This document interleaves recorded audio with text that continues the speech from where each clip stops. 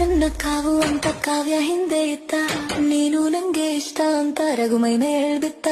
ಔಷಧ ಕುಡಿಯೋ ಅಂತ ರಕ್ಷಿ ಜೊತೆ ಇತ್ತ, ಊರು ಬಂದೋರಿಗೆ ಮಾತಿನಲ್ಲೇ ಯುದ್ಧ.